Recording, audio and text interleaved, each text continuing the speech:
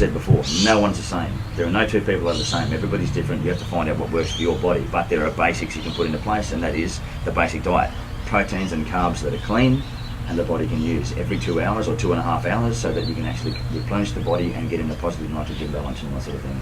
Wow, so I should obviously then be putting a bit more emphasis on what I'm eating as opposed to focusing more on just the training aspect, which is what I've fundamentally been doing over the last when you speak to your dietitian, he'll go into detail about this. Okay. I'm just saying basic things, and he might even argue with it. I know it works because it's been done to 27 other people, yep. and they all they all rocked up on stage looking the same way I did. Sure. Like identical. I know what I was taught works, but at the same time, he might have different ideas and things like that because he's used to dealing with a more healthy body. Bodybuilding and competing is not healthy. Is that right? You get down to 4, 3, 2% body fat. That's not healthy. You're taking away the essential fats around your organs. Okay, right. That's because you're depleting yourself of the oils and the fats in your diet by eating the way I said. Really? So if you want to get lean and ripped, that's the way to do it. Is that right? But it's not necessarily healthy. That's disturbing. If you want to get big and healthy, you speak to your dietitian. He'll tell you how to lose weight, not to the extent of a competitive bodybuilder, yeah. but you'll be able to look as good as that guy we saw training in the park probably. And you'll be able to put on some decent size as long as you're feeding the muscles. Yeah. It's what you eat that makes you grow, not how you train has a big part on it, because you've got to train for your body and for the type of end results you want, whether it be strength, endurance, or muscle growth. Yep. So you've got to train the right way, but you've also got to eat is a major part of it. What you eat and how you eat. Okay. All right. Okay. So, obviously, you can't just eat to get huge. I mean, I guess you could if you weren't, training or exercising. Then you look like Fat Albert. Yeah, exactly.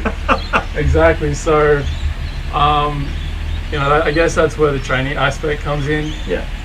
So, also, if you're eating that amount of carbs and that amount of fuel, you need to be able to burn it off and use it. Yeah. As I said before, the whole time I was telling you about what I was eating, I said it was fuels and foods the body can use. If you're not using it, where's it going to go? It's not going to do you any good, is it? Yeah. So you've also got to train for the amount of food you're putting in. Okay. Alright. Okay, so what I'm going to do now... To get guns like this. Get out of here, they're gone. I'll be back in 12 weeks though. Okay, so what I have here is my goal that I want to get to in 12 weeks.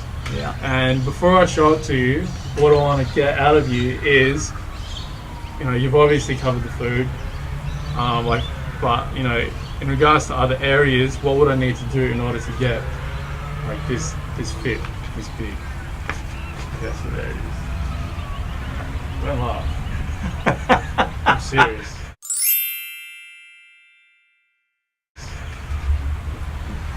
If you're serious, it wouldn't look like that. I'm gonna look at this with rose-colored glasses on and think that you just want to look big and lean and look good. Yeah. Not like a monster that's just been slapped together. Seriously, to get massive, you're not going to be able to do it without steroids. Is that right? Because your body's not going to be able to train to the extent you need it to train to, and you're not going to be able to digest the food that you need to be able to get that big. Having said that, that's if you want to get ridiculous like that and look like Marcus Rule or something. Okay. To be honest, you won't get there without steroids. Okay. Steroids don't actually make you grow. It's, as I said before, what you eat that makes you grow. Steroids actually help your body recover and allow you to train harder than anyone else can, simply because you don't get the muscle soreness and you recover quicker and all that sort of thing. There are other things that go on in there, but we're not here to talk about that, because as far as I'm concerned, if you're going to go down that path, you're an idiot, and you better be damn sure you know about the side effects. Yeah, I agree. But if you want to get big and you want to get lean, you want to look good and you want to be healthy, and we want to talk about how you train for that, it would be what I call self-volumizing training, which is what I was taught by Brad. This is interesting. And you got to listen up, guys. This is very good stuff. He's already spoken to me about this before, but for him to actually share it with you now, definitely turn your speakers up and check this out because it's good stuff. I'm stealing it from Brad McMillan. And Rocco Pedisano believes in this as well. I don't know if you've heard of Rocco Pedisano. He's an old school godfather of Australian bodybuilding. Okay, right. He lives in Melbourne. Top bloke, knows his stuff.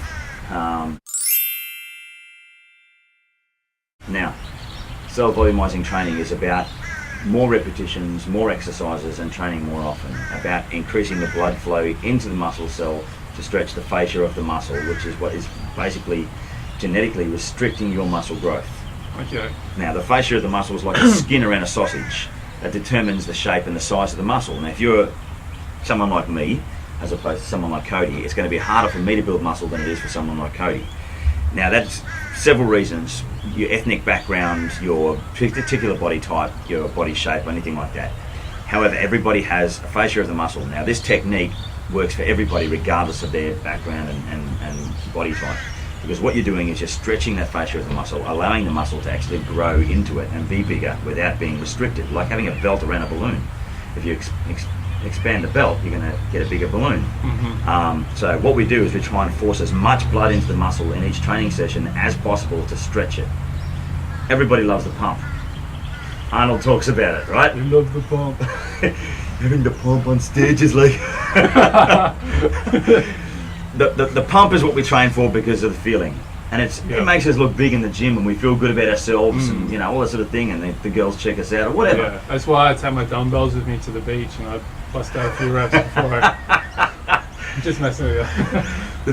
The pump is what we feel when we train, when we do it right. Now there are things that can help you get a pump, which is nitric oxide, beta alanine, and L-arginine and things like that, which are chemicals. You don't want to go down the path.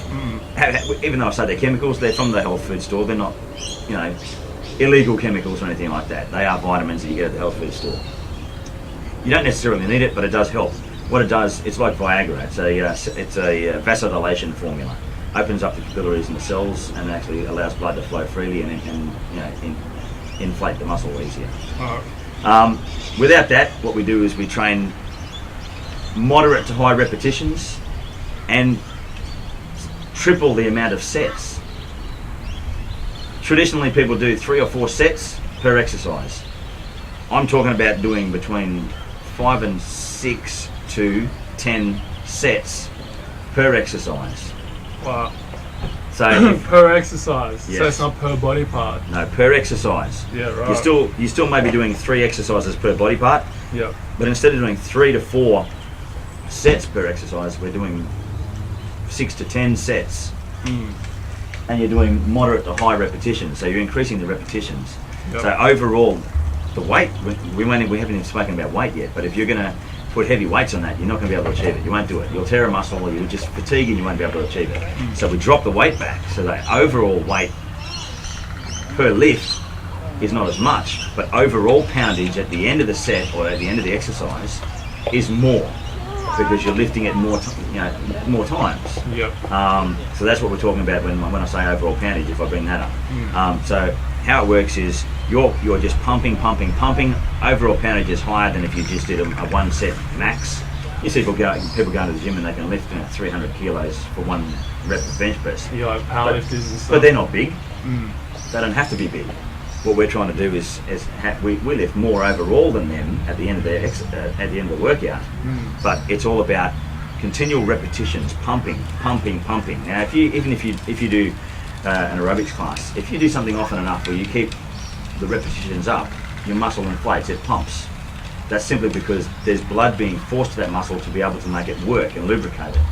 Now, that's what we do. We try and force as much blood into the muscle per set and have minimum rest. So you don't sit there for 3 or 4 minutes, or 30 minutes between, sets. Yeah.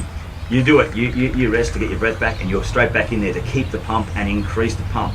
Yep. If you can do that and hold it, and you can actually get through a workout like that, then that'll make you grow faster than any other form of training, in my opinion. Okay, right. So, from what I can tell, the key here is really just to build a pump within the body part you're training for that particular session. So it's not so much like how much you're lifting. No.